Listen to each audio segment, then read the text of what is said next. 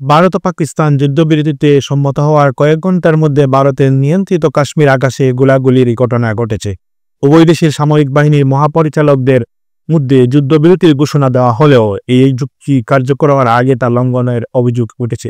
ভারতের পররাষ্ট্র সচিব এক বিবৃতি বলেন, পাকিস্তান যুদ্ধবিরতির শর্ত ভঙ্গ করেছে এবং সীমান্তে ভারতীয় সেনাবাহিনীকে প্রয়োজনীয় প্রক্রিয়া জানাতে নির্দেশ দেওয়া হয়েছে। অন্যদিকে যুদ্ধবিরতি ঘোষণার পর পাকিস্তানে দেখা যায় জনগণের মধ্যে স্বস্তির ছোঁয়া। অনেকে শান্তিপূর্ণ সমাধান এবং সংলাপের উপর গুরুত্ব দেন। পাকিস্তানের এক নাগরিক জানান, যুদ্ধ কখনোই কোনো সমস্যার সমাধান নয়, সমাধান আসবে সংলাপের মাধ্যমে। এই সংঘাতের পেছনে সাম্প্রতিক এক মর্মান্তিক ঘটনা রয়েছে। গত মাসে ভারত নিয়ন্ত্রিত কাশ্মীরে পর্যটকদের উপর হামলায় 26 জন নিহত হন।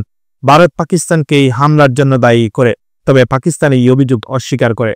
এর জবাবে ভারতীয় বাহিনী পাকিস্তানের বেশ কিছু এলাকায় হামলা চালায়, যেগুলো তারা সন্ত্রাসীর ঘাঁটি হিসেবে চিহ্নিত করে।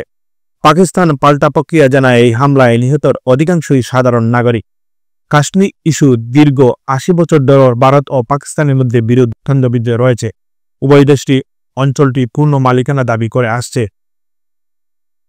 পারমাণবিক অস্ত্রে সজ্জিত এই দুই দেশের মধ্যে উত্তেজনা আন্তর্জাতিক মহলে গভীর উদ্বেগের জন্ম দিয়েছে। বিশ্লেষকরা বলছেন, যুদ্ধবিরতি কার্যত রাখতে হলে দুই দেশের আন্তরিকতার আলোচনায় বসতে হবে এবং আস্থার পরিবেশ তৈরি করতে হবে, অন্যথায় পরিস্থিতি আরও খারাপের দিকে যেতে পারে।